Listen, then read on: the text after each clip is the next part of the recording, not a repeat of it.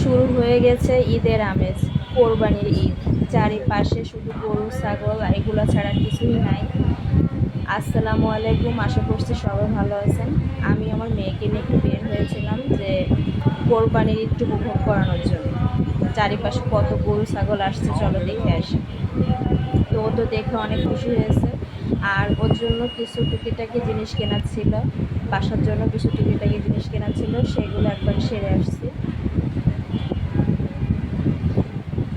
কোরবানির ঈদ যেহেতু, কোরবানিতে মানুষ গরু ছাগল এইগুলাই কিনবে বেশি, স্বাভাবিক। কিন্তু মার্কেটে খুব একটা মানুষ নাই, একদম ফাঁকা।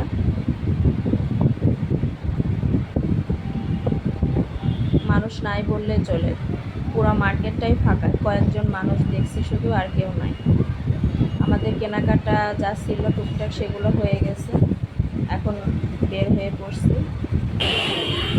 এই যে পুতুল দেখছো বাবা, লাগবে এই যে দেখা, হা হা হা হা।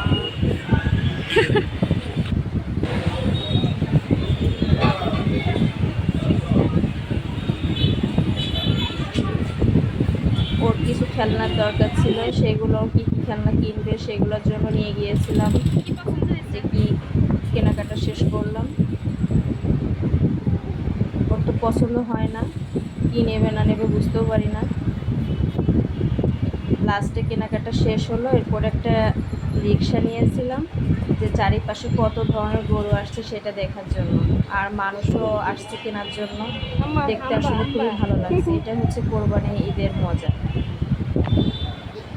সবার ঈদ ভালো কাটুক, এটাই আশা করি।